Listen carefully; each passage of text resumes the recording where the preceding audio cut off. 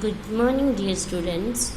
Today we will do chapter number 11 from NCERT New Fresh with Grammar book, Tenses, Form and Use. There are three tenses. As you know, beta three type के tenses होते हैं. First is present, second is past, and the third one is future. And these tenses are further divided into four parts. First is indefinite, second is continuous, third is perfect and last one is perfect continuous. Same इसी तरह से past भी indefinite, past continuous, past perfect and past perfect continuous. Same future indefinite, future continuous, future perfect and future perfect continuous. तो ये चार parts में आगे आगे डिवाइड होते हैं. तो इसमें हम आज अभी करते हैं indefinite tense, present indefinite tense. This tense is also called simple tense. Simple tense, okay. Simple present tense. अब हमने इसको कैसे करना है. सिंपल प्रेजेंट टेंस में आपको पहले ये पता होना चाहिए कि फर्स्ट पर्सन कौन से होते हैं, सेकंड कौन से होते हैं एंड थर्ड कौन से होते हैं. फर्स्ट होते हैं बेटा स्पीकर. ठीक है, स्पीकर कौन कौन से होते हैं. अगर वो बात कर रहे हैं तो कोई भी जो होगा वो पर्सन वो मैं आए. एंड अगर दो पर्सन हैं या तीन पर्सन है तो वे कैसे बात करेंगे, वी से वी यूज़ करके बात करेंगे. जैसे we are going to start, we will do. Okay. तो और जो सेकंड पर्सन होता है लिसनर. लिसनर यानी you. You singular and plural दोनों में यूज़ होता है यू, क्योंकि सुनने वाले चाहे एक हो चाहे ज़्यादा हो उसको हम कैसे डिनोट करते हैं, यू से. एंड थर्ड पर्सन होता है the person whom we are talking about, जिसके बारे में हम बात कर रहे हैं. और वो कौन सा होता है, ही, शी, इट, दे या किसी पर्सन का नेम. तो ये थर्ड पर्सन होते हैं. Okay. So let's start according to your exercise, grammar exercise. First exercise is do and does. Okay. उससे पहले आप ये देखो बेटा, ये जो इंडेफिनिट, कंटिन्यूस, परफेक्ट और परफेक्ट कंटिन्यूस ये आगे फिर से फोर पार्ट में डिवाइड होते हैं. फर्स्ट होता है अफर्मेटिव. सेकंड होता है negative, third interrogative and fourth interrogative plus negative. ये तो आप सबको पता ही है इसका. ठीक है, अफर्मेटिव, नेगेटिव, इंट्रोगेटिव और इंट्रोगेटिव प्लस नेगेटिव. अब अफर्मेटिव में इसका रूल क्या होता है, सब्जेक्ट और ऑब्जेक्ट. ये तो आपको पता ही है. इसमें लगता है वर्ब की फर्स्ट फॉर्म के साथ एस या ई एस. ये अब बात कर रहे हैं हम सिंपल प्रेजेंट टेंस की. इसमें सब्जेक्ट प्लस वर्ब की फर्स्ट फॉर्म प्लस एस या E S plus object.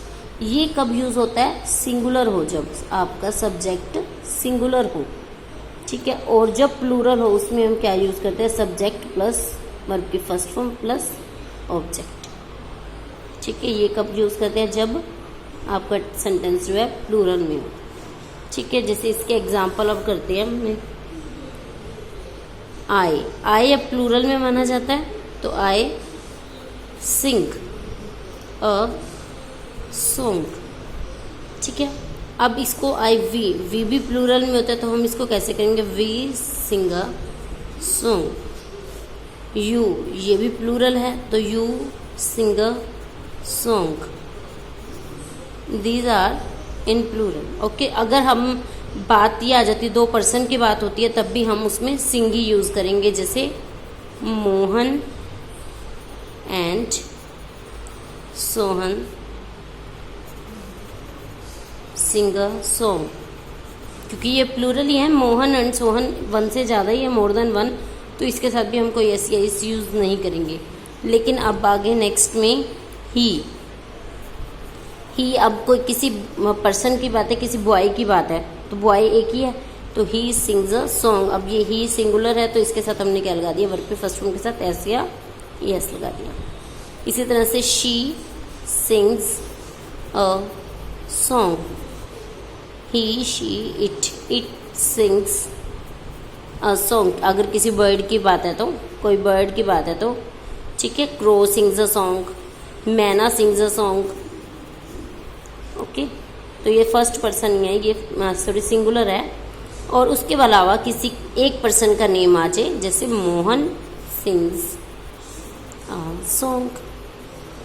Okay, तो आई वी यू दे, एक दे भी है इसमें। और मोर देन वन पर्सन के नेम हो तब भी वो आएंगे प्लूरल वाले टेंस में, यानी सब्जेक्ट प्लस वर्ब की फर्स्ट फॉर्म प्लस ऑब्जेक्ट में। और अगर यही आगे हमें दिया हो ही शी इट या किसी एक पर्सन का नेम, तो ये आती है सिंगुलर में। तो इसके साथ हम क्या यूज़ करते हैं, वर्ब की सब्जेक्ट प्लस वर्ब की first form plus SCIS plus object. अब नेक्स्ट हमने ये पार्ट देखना है कि इसको नेगेटिव कैसे बनाते हैं। जहाँ इसमें नेगेटिव आप बच्चे बहुत कंफ्यूज हो जाते हैं कि इसमें डू लगाना है, डू नॉट लगाना है या डज नॉट लगाना है। तो मैं इसको let me clear one thing, कैसे क्लियर करूँगी कि जहाँ तो इन्होंने SCIS दिया है, जहाँ सिंगुलर है हमारा सेंटेंस, तो हम इसमें क्या लगाएंगे, जहाँ SCIS हमें ऑलरेडी है तो हम यहाँ भी क्या कर देंगे, डज नॉट। हम भी इसको डू को हम अपने हमारी जो वर्ब है, हेल्पिंग वर्ब है डू, उसको हमने क्या दे दिया, SCIS दे दिया। साथ में नॉट लगा देंगे क्योंकि नेगेटिव है, और साथ में डू नॉट और डज नॉट के साथ वर्ब की फर्स्ट फॉर्म। अब इसने हमें एक बार दिया ना, SCIS एक बार दिया तो हमने भी इसे एक बार दे दिया, बट यहाँ पर हमने इसे ले लिया। जैसे अब आए ये ही सिंग्स अ सॉन्ग, तो हमने इसका नेगेटिव बनाना हो तो हम पहले कैसे बनाएंगे, ही। अब सिंग्स है तो हम पता चल जाएगा कि यहाँ SCIS है, तो इसका मतलब यहाँ पर डज आएगा।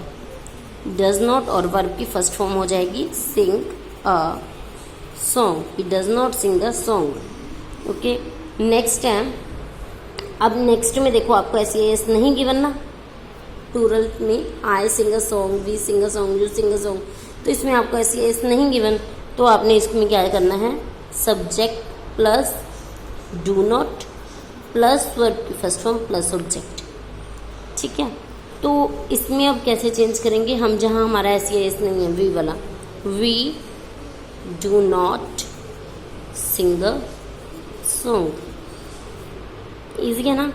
तो आप ये इसका एक ट्रिक अपना लो कि जब आपको एक सेंटेंस में S या ES गिवन है तब आप लगाएंगे डज नॉट, और जब आपको नहीं गिवन, सिंपल वर्ब की फर्स्ट फॉर्म गिवन है, तब आप लगाएंगे do not. Okay, very simple.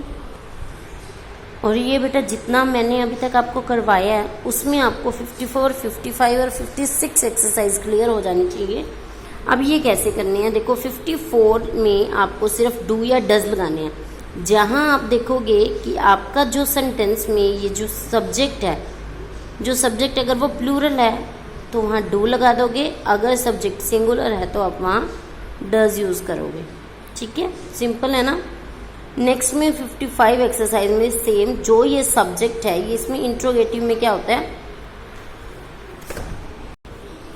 Interrogative में ये जो डज और डू होता है पैटर्न बिल्कुल सेम रहता है। जहाँ SCIS है, अगर हमने उसको इंट्रोगेटिव में चेंज करें तो हम क्या करेंगे, डज को आगे ला देंगे सब्जेक्ट से पहले, तो ये क्या बन जाएगा, does plus subject plus verb की फर्स्ट फॉर्म प्लस ऑब्जेक्ट, और पीछे आपके लग जाएगा क्वेश्चन मार्क। और जहाँ आपके यहाँ डू लगा हुआ है तो आप इससे समझ जाएंगे वर्ब की फर्स्ट फॉर्म है, तो हमने इसको नेगेटिव इंट्रोगेटिव कैसे बनाना है, डू को आगे ला के, तो do plus subject plus verb की फर्स्ट फॉर्म प्लस ऑब्जेक्ट।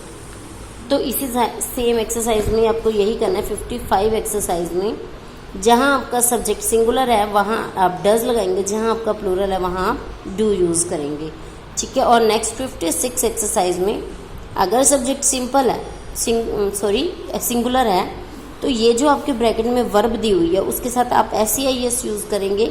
जहाँ आपका सब्जेक्ट प्लूरल है वहाँ आप SCIS यूज़ नहीं करेंगे। ठीक है, तो आपको ये 54, 55, 56 एक्सरसाइज अपनी बुक पर ही करनी है। तो 57 एक्सरसाइज में आपको सेंड करती हूँ। तो आज के लिए इतना ही। Okay, bye, have a nice day.